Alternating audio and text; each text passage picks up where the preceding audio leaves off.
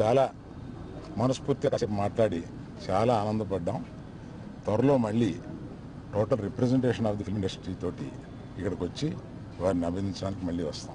Thank you.